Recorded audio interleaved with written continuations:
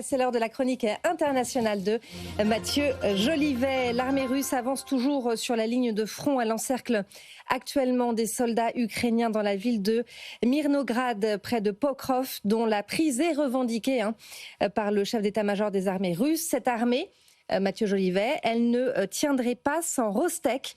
Rostec, c'est un conglomérat russe qui a lui seul fourni une bonne partie des besoins militaires. Oui, et Rostec qui emploie des centaines de milliers de personnes. Depuis l'invasion russe en Ukraine, ces usines tournent à plein régime. Sans ces usines, l'industrie russe serait en récession. Rostec, c'est un peu le bébé de Poutine, né le 9 novembre 2007 par une loi qu'il a signée. Objectif, sauver et moderniser un tissu industriel russe laminé par la crise des années 90. Après la chute du mur de Berlin en 1989, en seulement 7 ans, la Russie passe d'une superpuissance industrielle à un pays où la moitié du capital productif ne sert plus à rien.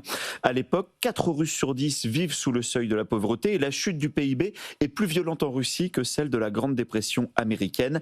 Des villes entières structurées autour d'usines d'armement se retrouvent complètement à l'arrêt. Et c'est sur ces décombres que Vladimir Poutine signe en 2007 la loi fédérale qui crée Rostechnologie, le futur Rostec. Oui, il s'agit d'un conglomérat russe qui réunit 443 entreprises en difficulté à l'époque. Ça couvre l'armement, l'aéronautique, la mécanique lourde, l'automobile.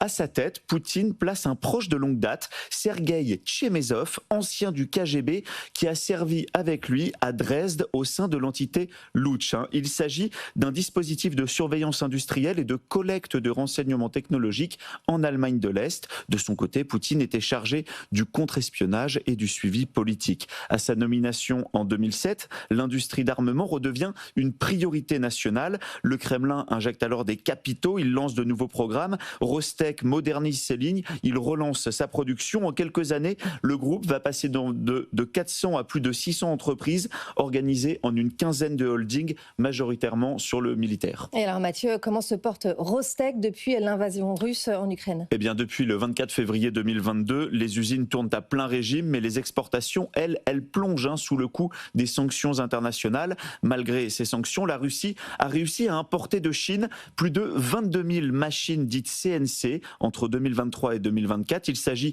d'équipements de précision destinés à des usines de défense, dont une part significative liée au conglomérat Rostec. Rostec était l'année dernière à la 7e place mondiale des industriels de l'armement, juste derrière Boeing.